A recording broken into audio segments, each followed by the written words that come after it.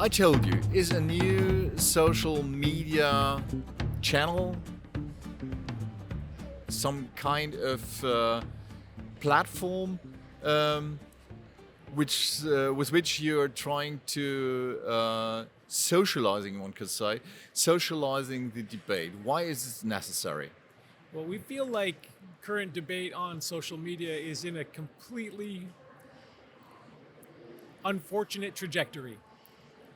Just constantly degrading exchanges. So when we looked at the opportunity to create a platform, we call it a social media dueling platform, that we find that that is a huge opportunity for us to make the social debate positive, where we can embrace our differences versus allow for a completely degrading toxic exchange or an eventuality that you see on the current social media platforms. So we think it's important to make sure debate continues so we can have social discourse in a funny, engaging, and civilized way.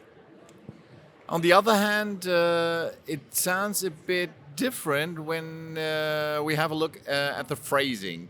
What you're initiating are duels. Duels. Yeah. How does it work? Well, it works by one person having an opinion on any topic imaginable. And they would post their opinion through a short video duel, ideally showcasing their creativity and showcasing the things that people typically like to do on social media. They can either challenge a friend directly or they can put that duel out to the world. When someone accepts that duel, they would put their opposing take on the opposite side of it. Our app puts those two takes side by side and allows our community to vote on who has the winning take. And what happens when one has won? Well, when you win, you get to revel in your victory. We call it bragging rights. But if you lose, we set up something called a punishment, which is either meant to be a slightly embarrassing act or a socially good deed. Something that can make you feel like just because you lost doesn't mean that something bad happened. The world doesn't agree with you. Don't be a sore loser about it and be a good sport. That sounds in the first place a bit funny, entertaining, of course. What do you think? What should that have as an impact? Our idea from an impact perspective is to allow people and youth to have differing opinions without feeling like they've been kind of canceled from the internet. That they're not, having an opinion isn't a bad thing. Having an opinion is something important to have as a young person, middle-aged person, or an older person. That we shouldn't shy away from those opportunities to state what you feel. But without wanting to bothering you, you're not the typical startup founder. So what makes you founding I Told You as your venture in your age? Well, I think, as with many people throughout the last 3 or 4 years, the pandemic has made people think about things differently. And a founder of my age, I think, thank you very much. I think you just did call me old. I think that's probably the message that I'm taking from that. So I'm sorry for that. no problem at all. Sometimes being older gives you an opportunity to kind of look at things with a different lens. I'm not 100% focused on making sure I can pay the rent or making sure that there's food on the table. I have an opportunity because I'm more established in my life with the additional years that we can do something differently. And seeing it in my kids and seeing how the social media environment has affected two different children who are just slightly different ages, that the younger child is more influenced by social media than my older child. And that's not going to change unless we try to change something. So that motivated me to make a change and go after this. So it motivated you to make a change. How is the response on that? How is the response on my motivation for change? No, not only motivated for change, but on the app as a result of your motivation to change. Oh, in terms of the app, in terms of developing the app and creating the app? or the response from a user base? Maybe I should understand your question better. Maybe both. Okay, so from creating the app, recognizing how naive it was to kind of think that you could just throw these things together. Oh, throw some money at this or have a developing team do that. That was a huge learning for me about the complexity around social media environments and the complexity around being able to even create an app like this, making sure you have controls in place to protect people from each other. So the app stores, the major app stores, they have great controls that we weren't aware of. So it was a big learning from my perspective.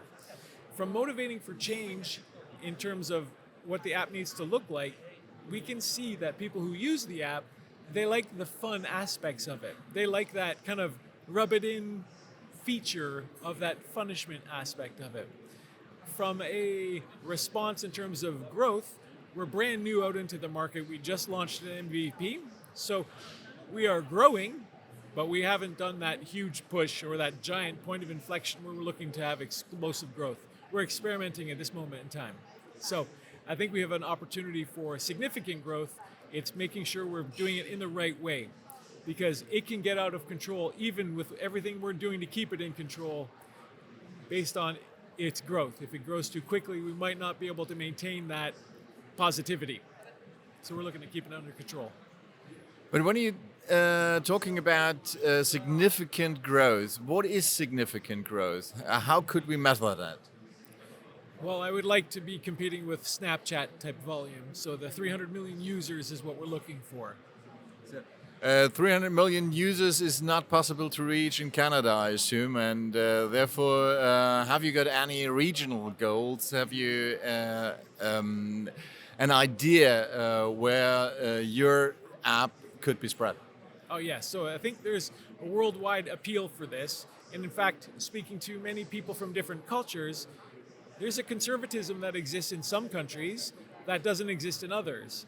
And our Canadian market is typically a very positive market, but there's a conservative type of nature about your typical Canadian, which is a huge diverse group of people, which we're very proud of. When we go to some other countries or some other cultures where that debate is embraced and it's exciting and people want to win their debate, and if they don't win their debate because the public appeal in their area doesn't agree with them, they're still happy about it, but they got to be a part of it. So the worldwide growth is definitely in our scaling approach. We can't get 300 million people in Canada. We can't even get that in the United States. That is a worldwide number. Worldwide numbers, it could be reached in a year, it could be reached in 10 years, for instance. What is your roadmap? What is your time schedule for that? So based on a type of giant explosive growth, I would say the 300 million is in our 3 to 5 year plan, depending on how we can get the traction locally. So it's really trying to pinpoint the Zen in each zone, because what will work in Canada with each generation in Canada and the approach we take for each of those is going to take time, strategy, and understanding. So it's really important for us to make sure that we understand basically the region that we're going to try to push in. So I don't know what it's going to take to connect with someone in a completely different region where I'm a complete stranger. And I think that could be where we would have some timing hurdles. But I do think that the focus of the Canadian region is first, immediately to the US. Obviously, that's where we could get some backing and attention, and then off into the European market as well. But what you implied is an exponential growth, and exponential growth, everybody knows, costs money. You're bootstrapping your app right now. What kind of investors do you need, and when do you need them? So I would say we'd be looking at raising investment in the September to December timeframe. I don't even know if that's a great time of year to invest. There's always a great time to buy housing, which is in the spring, so I'll check to see if the same thing exists for VC. But we would have to have a presence in the United States and have United States growth before we would get that attention. So if we're thinking about that September timeframe, we'd be looking to raise some capital. You're now here at the Collision in Toronto. So, what is your impression on that? Is it helpful for you? Is it a push, or is it experience only? Oh, fantastic. Yes, it is a huge experience for me. So to be out here in the market, being able to talk to people about our app, something that we're very proud of, is good. But it takes practice. So this is a great opportunity for me to meet hundreds of people over the last 2 days. We also have a booth at the show tomorrow, at booth 801, Alpha 801, like all the other Alpha program startups. So we're excited to actually have people kind of come to us because the environment is ripe for that. So it's a great experience, great to meet people. I have made many connections, including yourself, that I'm very excited about. So this has been a great experience for us. Peter, I wish you luck for all your plans. It sounds like a great idea. I'm very curious to just have you on the watch list. And now I must admit, we've got a tradition on this podcast. At the end of the podcast, as we are talking about the weekend, we ask our speakers always, what are the plans for the upcoming week and what are you doing just to relax from developing an app? It's a great question. Fortunately, this weekend I'm going off in a great Canadian tradition to a beautiful cottage up north. Not my cottage, but a friend's cottage, which is always better because you don't have to mow the lawn. So celebrating a long weekend. You got it. That's exactly what we're up to. Thank you. So I wish you the best, all the best. Have a nice weekend. Happy weekend to you. And thanks for talking with me.